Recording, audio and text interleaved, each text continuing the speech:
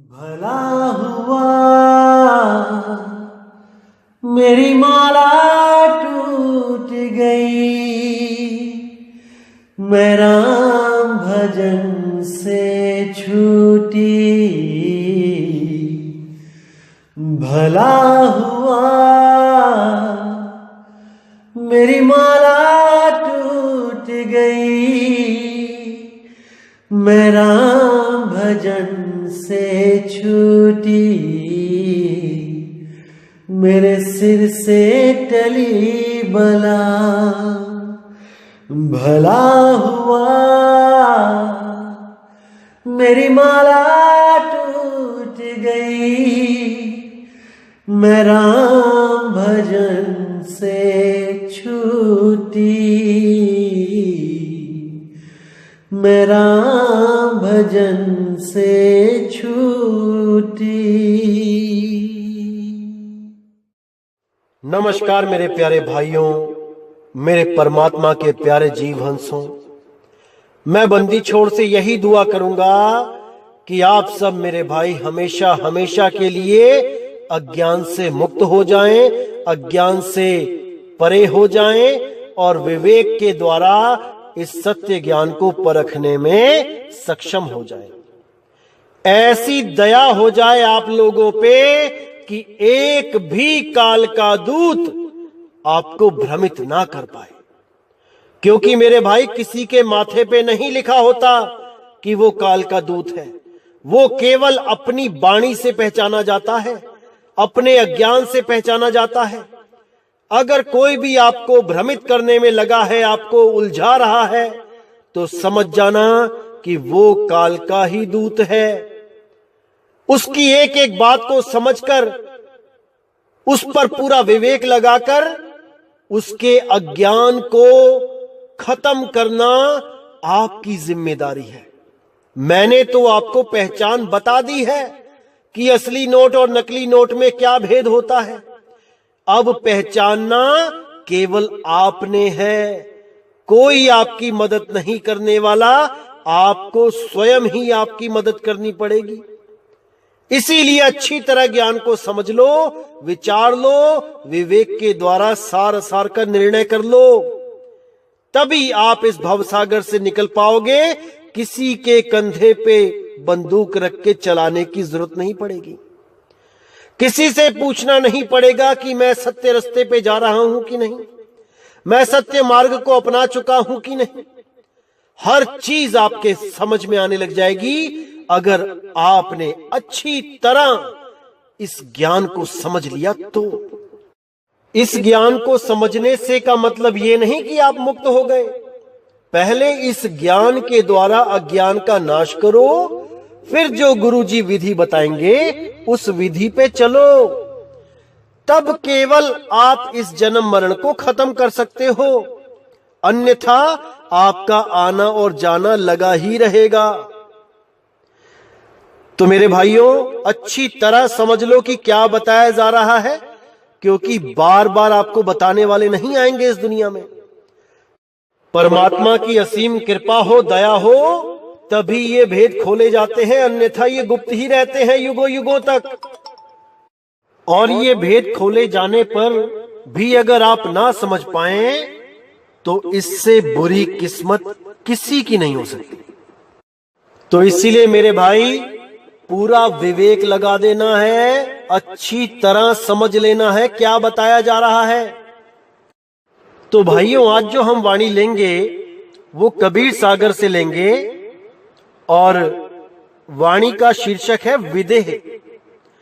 कि विदेह क्या होता है, देह क्या होता है, कैसे ये एक दूसरे से विपरीत होते हैं, कैसे देह नाम से विदेह नाम हमेशा भिन्न होता है और विदेह नाम ना मिलने पर जन्म और मरण लगा ही रहता है। तो आज बात करेंगे विदेह नाम पे। तो क्या कहती है वाणी? मन वचन कर्म गुरु ध्यान, गुरु आज्ञा निरखत चले, देहि मुक्ति गुरु दान, नाम विदेह लखाए के। यानी जो मन कर्म वचन इसके द्वारा गुरु का जो ध्यान करते हैं, कौन से गुरु का? शब्द गुरु का।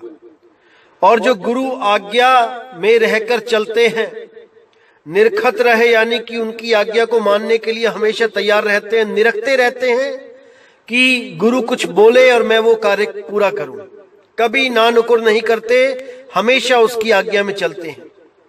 देह मुक्ति गुरु दान, उन लोगों को गुरु मुक्त कर देता है, मुक्ति दान में दे देता है। नाम विदेह लखाए के, कि विदेह नाम को लखा के गुरु हमेशा के लिए उनको मुक्त कर देता है। अब देह नाम और विदेह नाम में क्या फर्क होता है, आपने ये जानना है। जैसे इस दुनिया में जितने भी गुरु हैं, वो सब जो नाम देते हैं वो देह नाम है। यानी कि कोई आपको मंत्र देता है कलिंग कृष्ण कलिंग, तो भाई वो देह नाम है। कृष्ण की देह है तो नाम है, जब देह नहीं तो नाम नहीं। कोई कहता है जय श्री राम या हरे कृष्णा हरे राम या और कोई नाम, तो देह है तो नाम है, देह नहीं तो नाम भी नहीं। कोई देता है ज्योत निरंजन ओंकार आरंकार सोहंग सतनाम, तो देह है तो नाम है, देह नहीं तो नाम नहीं। कोई देता है सतपुरुष काल मूर्त शब्द स्वरूपी राम, तो देह है तो नाम और देह नहीं तो नाम नहीं। कोई देता है ओम सोहम सत्य कबीर, तो सब देही के नाम है, अगर देह नहीं तो नाम नहीं। इसी तरह जो विदेह है वो देह नहीं है, विदेह देह से उलट है, विपरीत है। जैसे दिन का उल्टा रात, वैसे ही देह का उल्टा विदेह, देश का उल्टा विदेश। तो इसको समझना होगा दोस्तों, विदेह नाम किसको कहते हैं, क्या होता है विदेह नाम। जब तक आपने विदेह नाम नहीं पाया तब तक आप भ्रमित ही रहोगे। तो क्या कहती है वाणी, जब लग ध्यान विदेह न आवे, तब लग जीव भव भटका खावे। ध्यान विदेह और नाम विदेहा, दोई लख पावे मिटे संदेहा। यहां पे लख की जगह खल लिख दिया है, उल्टा कर दिया इन्होंने। कोई बात नहीं, हमने लिखे पढ़े नहीं बनना है, हमने पढ़े लिखे बनना है। पढ़ के जो गलत लिखा है उसको हमने सुधार देना है। तो इसमें क्या बोला है कि जब लग ध्यान विदेह न आवे, तब लग जीव भव भटका खावे। जब तक आपको ऐसा गुरु नहीं मिल जाता जो उस विदेह नाम को लखा दे, तब तक आपका जन्म और मरण कभी खत्म नहीं हो सकता। जब तक आप कोई ना कोई मंत्र, किसी ना किसी भगवान का नाम जप रहे हो, तब तक समझ लेना दोस्तों कि आप देही नाम जप रहे हो, विदेही नहीं है। ध्यान विदेह औ नाम विदेहा, पहले तो ध्यान विदेह यानी कि देह से परे ध्यान लगाया जाए, और नाम विदेह यानी कि वो नाम कोई मंत्र ना हो, कोई शरीर ना हो, तब जाके बात बनेगी। दो ही लख पावे मिटे संदेहा। इन दोनों नियम, इन दोनों शर्तों पे जो गुरु अटल है, जो गुरु इन पर खरा उतरता है, उसके द्वारा ही सब संदेह मिटेंगे, जन्म मरण से मुक्ति मिलेगी। क्षण एक नाम विदेह समाई, ताकि महिमा वर्णी ना जाई। एक पल के लिए भी अगर उस विदेह नाम में आप समा गए, आपकी सुरती एक पल के लिए भी उस विदेह नाम में समा गई, उसकी महिमा करोड़ों लाखों जीवों से भी नहीं गाई जा सकती। ऐसी अनुभूति होती है कि अनंत, उसका कोई अंत नहीं। काया नाम सबे गोहरावे, नाम विदेह बिरले कोई पावे। काया का नाम तो सभी जपवा रहे हैं, ओम ओम ओम ओम कलिंग कलिंग कलिंग कलिंग हरिंग हरिंग श्रिंग श्रिंग सोहंग सोहंग सब जपा रहे हैं, सब लगे हैं मंत्र जपने में। ज्योत निरंजन ओंकार रारंकार सोहंग सब लगे पड़े हैं। सतपुरुष अकाल मूर्त शब्द स्वरूपी राम, वाहे गुरु राम राम अल्लाह अल्लाह खुदा खुदा, सब लगे पड़े हैं कुछ ना कुछ नाम जपने में। लेकिन जब तक विदेह नाम नहीं मिलेगा तब तक कोई मुक्त नहीं हो पाएगा। जो युग चार रहे कोई काशी, सार सबद बिन जमपुर बासी। अगर कोई 4 युगों तक भी काशी में रह के गंगा में स्नान करता है तब भी वो यमपुर यानी नरकों में ही जाएगा, जन्म मरण में ही फंसा रहेगा। किसी भी नदी में नहा के स्नान करके मुक्ति नहीं मिल सकती मेरे भाई। नदी केवल आपके शरीर को साफ करेगी, आपके मन को, आपकी सुरती को, आपकी आत्मा का कल्याण नहीं कर सकती। नीम सार बदरी पर धामा, गया द्वारिका प्राग स्नाना।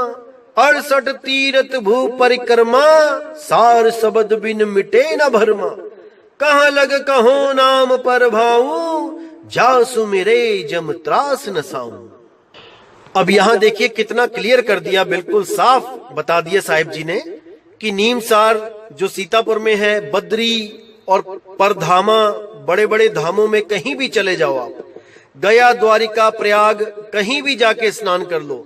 68 तीर्थ भू परिक्रमा, पूरी दुनिया की परिक्रमा तक कर डालो, 68 तीर्थ कर डालो, लेकिन बिना सार शब्द के भरम नहीं मिटेगा। वो नहीं मिट सकता, क्योंकि साफ बोला है, जल में मीन प्यासी, मुह देखती आवे हासी। आत्म ज्ञान बिना नर भटके, कभी मथुरा कभी काशी। हमेशा भटकते ही रह जाओगे, घूमते ही रह जाओगे, उस मालिक को प्राप्त नहीं कर पाओगे जिसका कोई देह स्वरूप नहीं है। जो विदेह है, विदेह, उसको नहीं प्राप्त कर पाओगे। जैसे सावन में देखिए बारिश में कैसे लोग कांवड़ लेके चले हुए हैं, उनकी श्रद्धा है, बहुत अच्छी बात है, लेकिन बिना विवेक के भटकत फिरे, पकड़ शब्द की छाही। ये जितने तीर्थ व्रत जप तप नेम मंत्र जो कुछ भी है, ये छाही यानी छाया है, माया है। इस माया में आप जितना मर्जी घूम लो, आप पार नहीं हो सकते। माया से पार निकलने का एक ही रास्ता है, वो है सार शब्द। सार शब्द बिन मिटे न भरमा, किसी का भरम नहीं मिट सकता बिना सार शब्द के। तो उसको जानना पड़ेगा, तभी आपका कल्याण होगा। कहां लग कहो नाम पर बाऊ, जा सुमिरे जम त्रास नहा। कहते कहां लग कहूं उस नाम की महिमा नहीं गा सकता मैं। जा सुमिरे जम त्रास न साऊं, जिसको सिमरण मात्र से ही, उसको सिमरते ही जम की त्रास खत्म हो जाती है।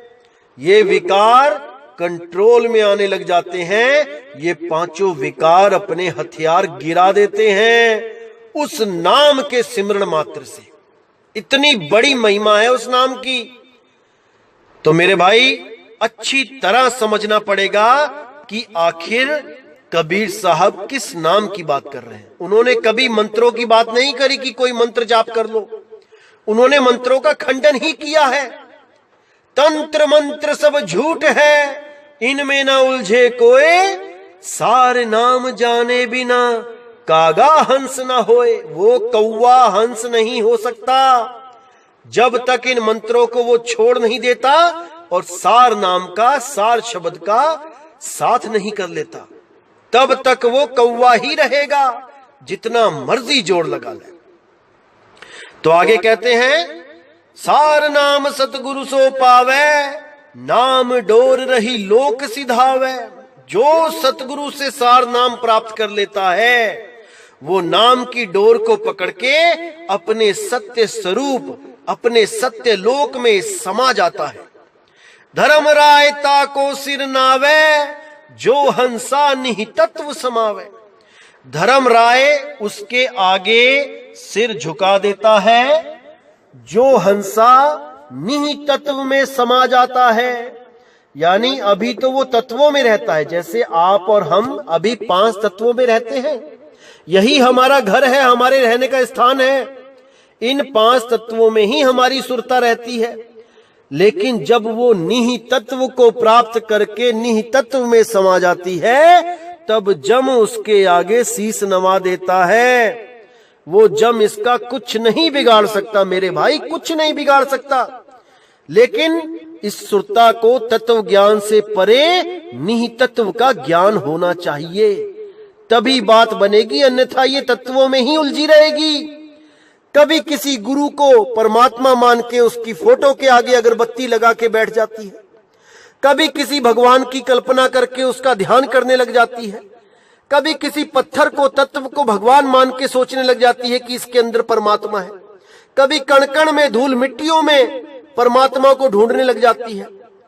यही भ्रमणा में सुरता भटकी रहती है। तत्वों में परमात्मा नहीं रहता भाई, परमात्मा निहित तत्व है। इस तीन लोक में परमात्मा नहीं रहता भाई, ये तीन लोक तत्वों से बने हैं। जब ये तीन लोक नहीं बने थे, जब ये कण कण नहीं था, तब परमात्मा कहां था? आज तो सब कह देते हैं कि परमात्मा कण कण में है, जब कण भी नहीं थे तब परमात्मा कहां था? कोई मुझे ये बताए। और अगर परमात्मा था तो ये कण कहां से आ गए? क्या परमात्मा ने ये नकली दुनिया बना दी हमें उलझाने के लिए? 84 में डाल के हमें वो खुश है क्या? कोई नहीं समझ रहा इन बात को। सब के सब अंधी भेड़ की तरह एक के पीछे एक चले जा रहे हैं, और पहली भेड़ कुएं में गिर रही है, सारी भेड़ें कुएं में गिर रही हैं। पहली भेड़ कौन है? ये जगत गुरु। ये जितने इस जगत के गुरु बने हुए हैं, ये सब वही अंधी भेड़ है जो सबसे आगे चल रही है। खुद तो जा ही रहे हैं कुएं में, और साथ में लाखों करोड़ों को लेते जा रहे हैं। अरे कासे कहूं सब जग अंधा, खेवनहार के गले में फंदा। खेवनहार यानी जो किश्ती को खे रहा है, जो चला रहा है, वही अंधा है। बीच भंवर में ले जाके खुद तो डूबेगा, अपनी सारी सवारियों को भी लेके उसी में गोते लगवाएगा। तो दोस्तों, इन लोगों से बचने का एक ही उपाय है कि आप अच्छी तरह ज्ञान को परखें, नाम को परखें। अगर ये गुरु बोलने लिखने पढ़ने वाले नाम दे के बोल दे कि बेटा सारी उम्र यही जपो, तो समझ जाना मेरे भाई कि इन्होंने आपको देही नाम में उलझा दिया। अरे अक्षर की भी तो देह है, तभी तो उसको पहचान रहे हो। का को गा नहीं बोल रहे हो, पा को ला नहीं बोल रहे हो, क्योंकि अक्षरों की भी देह है। ये अक्षर भी अपना शरीर रखते हैं। दीवारों पे राम लिखा है तो उसको चाम तो नहीं पड़ रहे ना, क्योंकि उनकी भी देह है। का को का ही लिखा जाएगा तब वो का कहलाएगा, गा को गा ही लिखा जाएगा तब वो गा कहलाएगा। इनकी भी अपनी अलग अलग देह है। जैसे राम को कोई हनुमान नहीं बोलता, रावण को कोई राम नहीं बोलता, सबकी अलग अलग देह है। इसी तरह अक्षरों की भी अपनी देह है। इसको समझ जाओ, ये सब देही नाम है। जितने भी मंत्र हैं, विदेह नाम का कोई देह ही नहीं है। वो एक अखंड नाद, अखंड धुन, नी अक्षर धुन, नी तत्व धुन है। उसको जानना है। लेकिन भाइयों, आज के समय में सब जितने भी गुरु हैं, ये सब अपने अपने भगवानों को श्रेष्ठ बनाने में लगे। दूसरों के भगवानों को नीचा दिखा के अपने भगवान को ऊंचा कर देते हैं। उनमें एक नाम और जुड़ा है जो आजकल काफी अपना प्रचार कर रहा है, वो नाम है सत केवल साहिब। आप लोगों ने सत साहिब तो सुना ही था, अब नया भगवान आ गया है सत केवल साहिब। केवल इसलिए लगाया है कि यही केवल, यही एक सत्य है, यही असली साहिब है। बाकी जितने भी हैं सब झूठे हैं, ये अधूरे हैं। तो ये लोग जो हैं आजकल सत्य केवल साहिब, जो इस नीले भगवान का, ये एक्चुअली नीला है, नीले रंग का भगवान बनाया गया है कि इस भगवान का रंग नीला है, श्याम है, और ये 35वें माले पे रहता है। यानी कि इस लोक से ऊपर लोक जाओगे और ऊपर लोक जाओगे, जाते जाओगे जाते जाओगे, 35वें माले पे रहता है ये। अब इनसे हमने बात करी कि क्या 35वें माले के बाद सीमेंट खत्म हो गया था, या मजदूर नहीं मिले जो और ऊपर नहीं जा सकता। अरे बुर्ज खलीफा ही इससे ऊंचा है, कितने माले हैं उसमें? तुम्हारा भगवान केवल 35 माले बना के शांत हो गया? तो इनके पास कोई जवाब नहीं था। और जब इनको मैंने पूछा कि ये नीला कैसे हो गया, तब कहते हैं कि भगवान का रंग ही यही है। अरे मेरे भाई, ये विष्णु जी का ही अवतार है, क्योंकि सारे भगवानों में विष्णु जी के ही अवतार नीले आए हैं। विष्णु जी भी नीले थे, कृष्ण जी भी नीले थे, राम जी को भी नीला दिखाया जाता है, आसमानी। और ये सत्य केवल साहिब भी आसमानी है। तो भाई इनमें कोई फर्क नहीं है, लेकिन आप समझ नहीं पाए और आपने इनको परम गुरु मान लिया। और इनका रास्ता क्या है वहां 35वें मंजिल तक पहुंचने का? वही इंगला पिंगला सुषमना, जहां से सारे जा रहे हैं। यही मैं बताता आ रहा हूं मेरे भाइयों कि ये भरम जाल है। 35 छोड़ो, 35,000 लोग बना देती है ये सुरता। अगर गलत रास्ते पे चली गई तो ये माया के द्वारा बनाती ही चली जाती है। इन लोगों की कोई गिनती नहीं है, कितने ही अनंत लोक बना के बैठी है ये, इसकी कोई गिनती नहीं भाई। 35 तो कुछ भी नहीं है। ये अपनी आई पे आ जाए, 35 संख लोक बना के बैठ जाए, क्योंकि ये समर्थ है। ये असल में केवल और केवल रास्ता भटक गई है। इन लोक बनाने में ये बहुत समर्थ है। आप अपने ऊपर ही लगा के चलो, अभी आपका भूकंप से मकान गिर जाए तो क्या आप एक मकान और नहीं बनाओगे? चाहे वो कैसा ही बनाओ, झोपड़पट्टी बनाओ या कुछ बनाओ, बना तो लोगे ना मेरे भाई रहने के लिए। इसी तरह ये देह छोड़ते ही ये सुरता संकल्प विकल्प के द्वारा एक नया लोक बना के नई देह धारण कर लेती है। अभी इस चीज को ये समझ नहीं पा रहे हैं ये लोग, इसलिए इन माले के चक्कर में पड़ जाते हैं। इतने माले पे तुम्हारा भगवान है, हमारा तो उससे भी ऊपर है, हमारा तो और ऊपर है। अरे आने वाले समय में 1 लाख माला बना के, 1 लाख मंजिल बना के दिखा देंगे लोग, पेन कॉपी लेके छाप के। फिर क्या उस 1 लाख माले पे जाओगे क्या? ये सब भरम जाल है मेरे भाई, ये सब भरम जाल है। समझ जाओ इसको मेरे भाइयों, समझ जाओ। साहिब कहते हैं, ना कहीं आना ना कहीं जाना, आपे में आप समाना। अपने आप को जान जाओ, जो सारे लोगों का मालिक बना हुआ है लेकिन भूला पड़ा है। जिस दिन आप उस अवस्था को प्राप्त हो जाओगे, आपको पता लग जाएगा कि ये मन माया तो मेरे द्वारा संचालित किए जा सकते हैं। जिनका मैं गुलाम बन के बैठ गया हूं, ये मेरे ही द्वारा उत्पन्न है। जैसे किसी ने संविधान लिखा, संविधान उसके द्वारा पैदा किया गया, और जिसने संविधान लिखा वो उसके ही अधीन हो गया। इसी प्रकार आपने ये मन माया पैदा करके आप उसी के अधीन हुए पड़े हो। इसको समझ जाओ मेरे भाई, तभी आपकी मुक्ति होगी, अन्यथा नहीं। साहिब कहते हैं, आगे खोजे गिर पड़े, पीछे खोज भुलाए, सार शब्द से आगे खोजे, बांधा जमपुर जाए। जो सार शब्द से आगे खोजने लग जाता है, पहली दूसरी चौथी पांचवी 10वीं मंजिल, 20वीं 50वीं 100वीं मंजिल, कहते हैं वो जमपुर ही जाएगा। और जो पीछे खोजता है, यानी कि मूल चक्र, गुदा चक्र, नाभि चक्र, कंठ चक्र, आज्ञा चक्र, ये सब भी जमपुर जाएंगे, इंगला पिंगला सुषमना वाले भी। क्योंकि साहिब ने बोला, इंगला पिंगला सुषमना त्रिकुटी सबको धाम, नी अक्षर श्वासा रहित ताकर भिन्न मुकाम। वो मुकाम ही भिन्न है भाई, वो त्रिकुटी का धाम नहीं है। जहां पर सतगुरु ध्यान लगवाते हैं वो इंगला पिंगला सुषमना नहीं है। अरे इंगला बिन से पिंगला बिन से सुषमना नाड़ी, कहे कबीर सुनो रे गोरख कहां लगाओगे ताड़ी। जब गोरखनाथ और कबीर साहब की ज्ञान चर्चा हुई, तब गोरखनाथ ने त्रिशूल गाड़ के ऊपर बैठ गए। वो सांकेतिक ज्ञान दिया कबीर साहब को कि मेरी पहुंच त्रिशूल के ऊपर यानी कि त्रिकुटी तक है।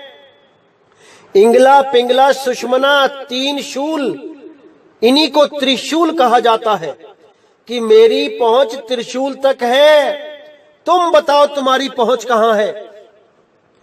तब कबीर साहब ने जेब से तागा निकाला, जो बुनते थे वो तागा हवा में फेंका और सीधे जाके उस तागे के ऊपर अधर में जाके बैठ गए। तब उन्होंने कहा कि गोरख, मेरी पहुंच अधर द्वीप तक है, तुम तो इंगला पिंगला सुषमना का आधार लेके चलते हो, जिस दिन ये शरीर गिरा तुम्हारा त्रिशूल भी गिर जाएगा। और मैंने ये जो धागा फेंका है ये सुरता है, सुरता, और सुरता के ऊपर मैं शब्द रूप में बैठा हूं अधर में। मैं जब चाहे इस सुरती को खींच लूं। अगर सुरती नहीं रहेगी तो ये सारे शरीर गिर जाएंगे। तू किस गुमान में रहता है गोरख कि इंगला पिंगला में पहुंचकर तू ज्ञानी बन गया? अरे तू अज्ञानी ही है। इसीलिए बोला, त्रिकुटी मध्य ध्यान लगाए, कहो कहां को जाए, द्वार न पावे शब्द का, फिर भटका खाए। बार बार भटकोगे मेरे भाई, जब तक वो शब्द गुरु नहीं मिल गया, अधर का ज्ञान नहीं मिल गया, वो सार शब्द का ज्ञान नहीं मिल गया। लेकिन कई मेरे भाई भ्रमित हो जाते हैं बाणियां पढ़ के कि गरीबदास जी ने श्वासों के ऊपर बहुत बोला है कि श्वास श्वास सिमरण करो। मैंने आपको बताया भाई, ये बाणियों में बहुत बड़े भेद होते हैं। जहां पर बोला जाता है पल पल करो गुरु की बंदगी, तो इसका मतलब ये थोड़ी नहीं कि आप पल पल करने लग जाओगे। कहने का मतलब सारे काम छोड़ के केवल उसकी पूजा पाठ ही करने लग जाओगे, ऐसा नहीं होता। पल पल का मतलब होता है कि आप 24 घंटे सूरत को शब्द में लगाओ, अभ्यास करो, लेकिन सारे काम करते भी जाओ। इसी तरह श्वास श्वास का मतलब होता है पल पल, बार बार, बारंबार, बिना गैप के, लगातार, ना कि श्वासों पे ही जपने लग जाओ ओम सोहम ओम सोहम। ये सब अज्ञान है। इन वाणियों में कोड वर्ड होते हैं। जैसे गरीब साहब कहते हैं कि श्वासा पारस भेद हमारा, अब लिखा है यहां पे कि श्वासा पारस भेद हमारा, ये कोड है।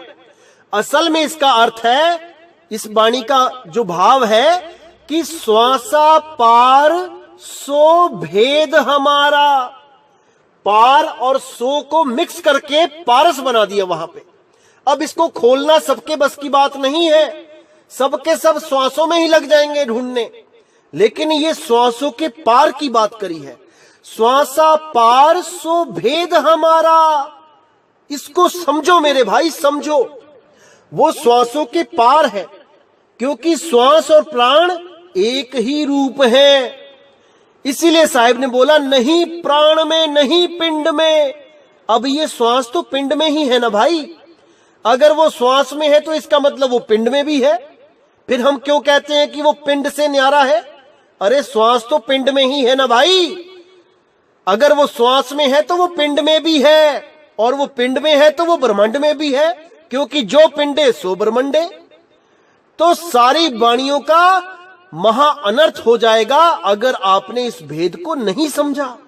श्वासा पार सो भेद हमारा, साफ बोल दिया, श्वासों के पार, उससे पार हमारा भेद है, ना कि श्वासों में हमारा भेद है।